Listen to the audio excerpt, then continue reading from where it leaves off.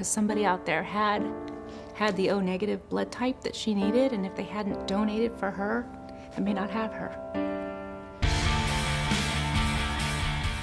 Julia was my second baby. Very uneventful pregnancy. Felt very healthy. I carried her for almost 42 weeks. I really wanted to go into labor on my own.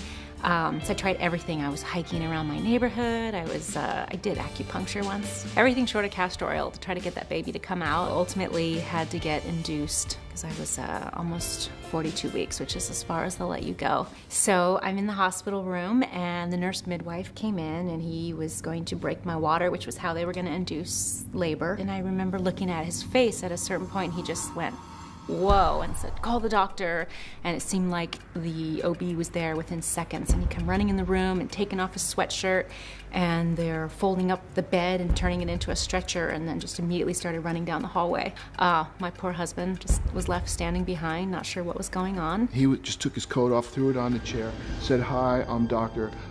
So-and-so, and I'll talk to you later. And they wheeled her out of the room and down the hallway so fast, I'm standing there going, well, what just happened? I remember them bumping into the walls. They were running so fast with the stretcher and just lying there like bang, bang. And every second was precious at that point regarding the baby's life.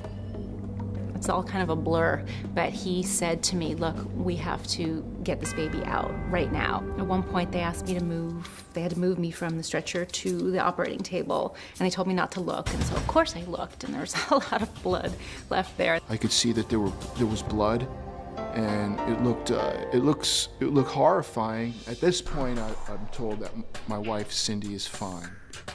So that was a relief. However, my concern had then really swung to Julia, who was white, pale white. There was a condition where her umbilical cord wasn't attached to the placenta properly. It's called velamentous cord insertion. The umbilical cord all during the pregnancy had just been dangling by a blood vessel or two. It's a condition that they can't really see on an ultrasound, and it's not routinely tested for.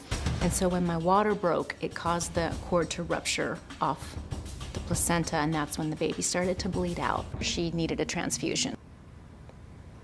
I remember my husband wanted to donate his own blood for that, which isn't possible, so the doctor took some time to explain to him why it was important to, use the pre-screened blood that they had available specifically for newborns. People donating blood for just the general public in case somebody needs it. It's a very easy way to be selfless. If you could buy a place in heaven, that would be one way to do it. She had the transfusion, and I credit that with saving her life. The doctor said she needed it, she got it immediately, and she only stayed in intensive care for 2 days. When the baby received the transfusion, not only was her color coming back, but her vital signs on the monitors were getting better. He told me afterward he could see the color moving through her body.